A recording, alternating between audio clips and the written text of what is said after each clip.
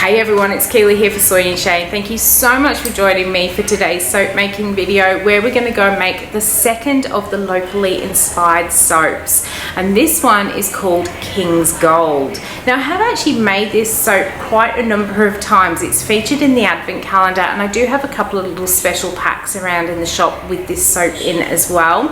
Now King's Gold is a Soleseife soap, which means it's been made using some seawater. And I actually head down to the beach, which is literally a 10-minute walk from the shop, to go and get the seawater from there. Now the actual beach that I collect the seawater from is called Bulcock Beach, which I didn't think really made a very good soap name, but Bulcock Beach is actually situated between King's Beach and Golden Beach, and you can see both of them when you are standing on Bulcock Beach. So I combined those two names together to come up with King's Gold. Let's go and take a walk down to the beach, gather that seawater, and then make this soap. Let's go.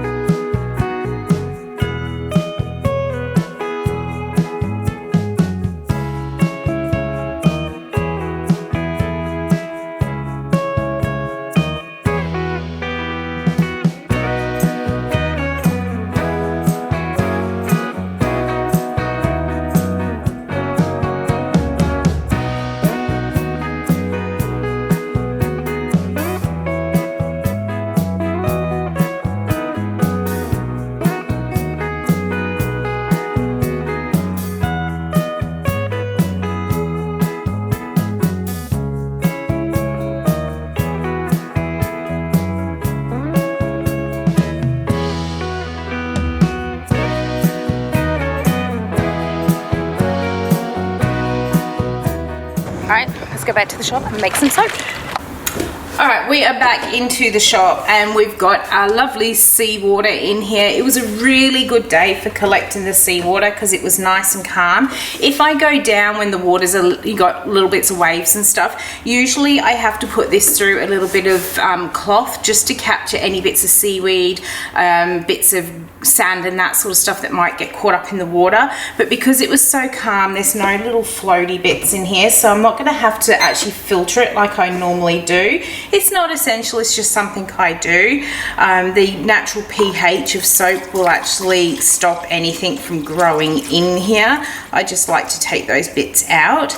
So all I'm going to do is weigh out the water I need, and I do an exact replacement when I'm using seawater, not like when I use things like milk and other liquids. My seawater, because it doesn't need to be frozen, I just do a exact replacement. So we've got our seawater in there. Let's measure our lye into here. I'm going to go and pop a mask on. I've got the aircon going just to pull any fumes out, and then we'll add this in.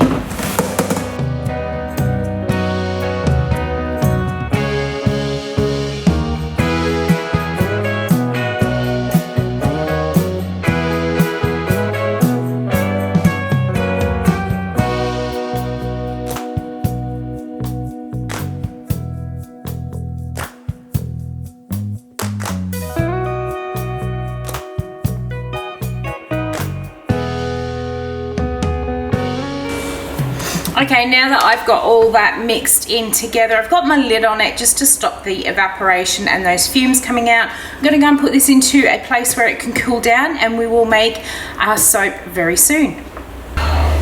Alright, so our lye water has now come down to room temperature along with my oils. Now you can see it is still really cloudy, unlike what our lye water usually looks like, and that's because of the salt content. It also does have a slightly thicker appearance as well when you're looking at it. Now for this Soleseife soap, I actually use a different recipe to what I normally use. This is just coconut oil, a bit of olive oil and some castor oil, and I use a 15% super fat to counteract that amount of coconut oil in here, but I use it to create that real nice bubbly lather within the soap. But otherwise this is pretty much the same as we always always do when making soap. I'm just going to pour my lye water in here. Make sure I scrape it all out because, as I said, it's a little bit thicker, so it does stick to the pot a little bit more. So we'll get all of that out, give it a mix, and then I'm going to split it up for the colours.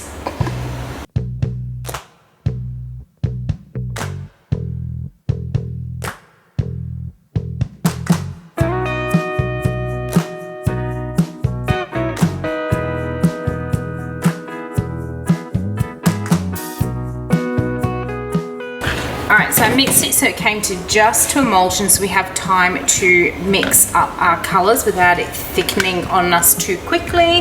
What I have in here, of course we need some gold, being King's Gold, and I have my favourite Extravagance Gold, and we're basically going to split this soap up between the 4 pots. We have some titanium dioxide in here mixed up with a bit of water to dissolve it. In here I have some aquamarine, which is one of my favourites for blues, and in this final one I have got some Egyptian blue. Luckily I didn't pour too much more out of these because I almost didn't get a nice even split. I am just going to scrape out my bucket and then we'll mix these colours in.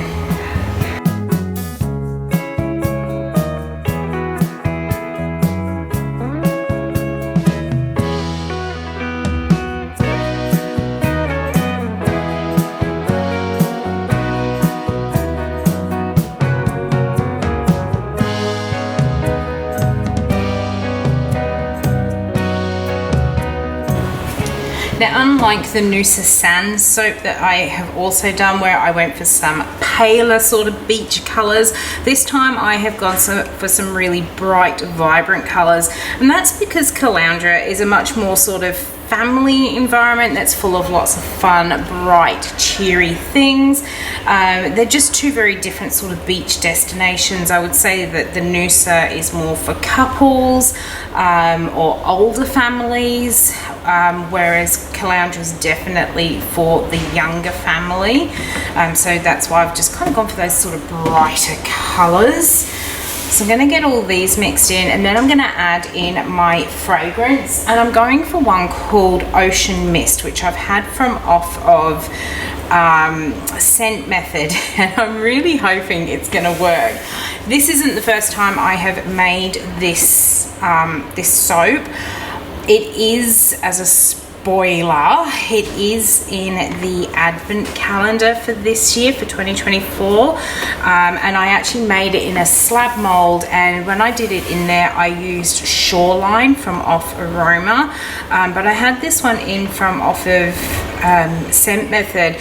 Very, very similar scent profile, very oceany, salty sort of theme with like the fur and that sort of smell in it, but this one just seemed to smell a little bit fresher than the Shoreline from Aroma, so I decided to change my fragrance up to this one, and just hoping it behaves as well as what Shoreline did when I put it into the original soaps.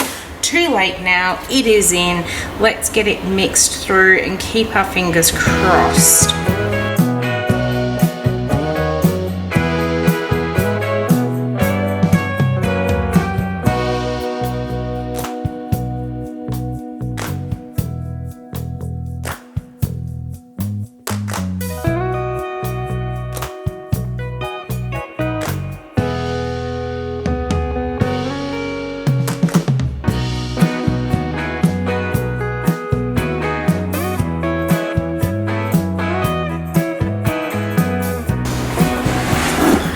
So let's grab mold. Now when I did it in the slab mold, I just did a drop pour in there, and I really like the look of it, so I'm going to try that again. I've got a little bit of soap in there from another one. Let's get that out. I'm not, you know, too bothered about getting swirls or anything in this one, what order I'm pouring my soaps. I just want lots of drops. Now that's quite funny because it looks like it's actually riced a little bit in the dark blue, but it hasn't in any of the others. Anyhow, what we'll do is we'll keep on moving with it. I did mix my white up just a little bit too much by the looks of things. It's a bit thicker than all the others, but I'm just going to keep pouring into my mold until this one is full.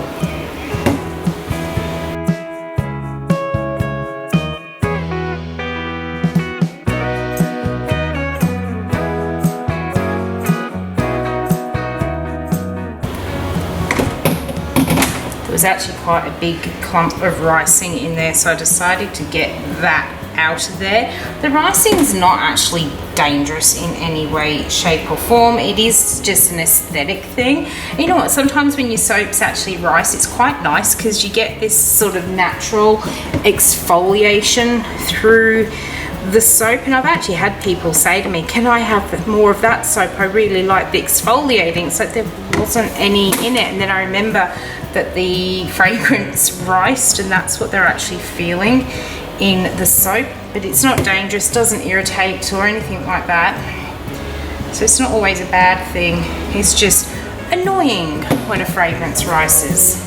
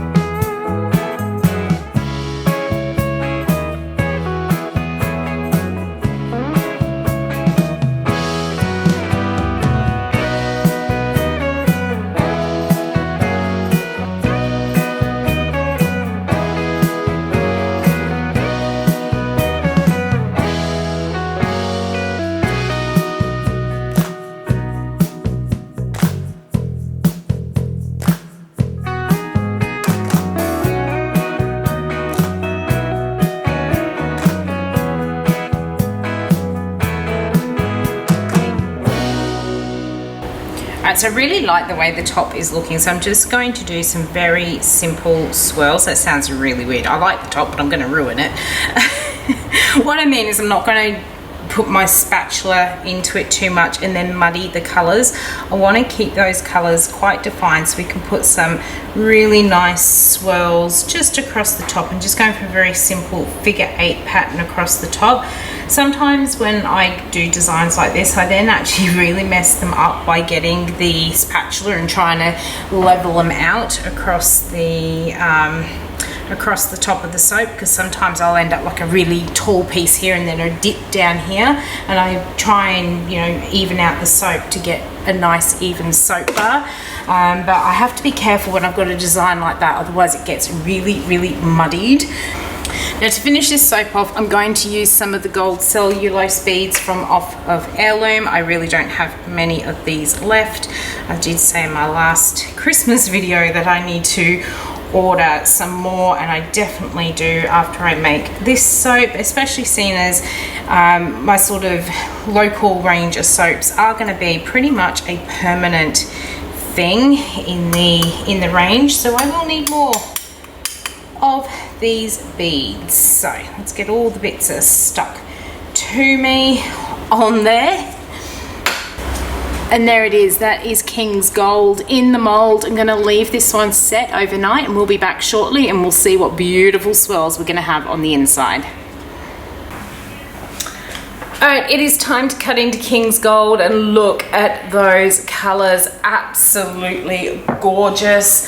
Let's get this one on here. Now, King's Gold is actually probably going to be a very permanent part of the range of soaps while I'm here. A bit much like I had the Raby Bay soap when I was down in Cleveland, because I could literally go down to Raby Bay, go and grab some water. The beach is actually closer to me in this shop, so I'll probably be keeping this one as a definite permanent range, or definite permanent in the range, just because it really showcases where we are. But that is the inside of our King's Gold soap. The next one's got a real big chunk of gold. But as we start moving down the soap bar, we're getting those beautiful drops of colour. I absolutely love how bright this soap is. It is, I think I've made this one now. This is my third one. The other two that I did were actually in slab molds as part of, as I said earlier, part of the advent calendar. And I did pretty much get very much the same design as what's in here. Those soaps are slightly smaller, so it's a little bit different, but this is yeah, pretty much the same as what went into the advent calendar, and it smells absolutely amazing. Just has that real beachy vibe to it. Really like this one. And that is the top there with all the little gold cellulose beads on there. Absolutely love how this one has come up. So I hope you've enjoyed watching how I made the King's Gold soap. If you did, why not leave me a thumbs up and any comments down below. And until the next video comes out, I hope you have a good one, and I will see you then. Bye.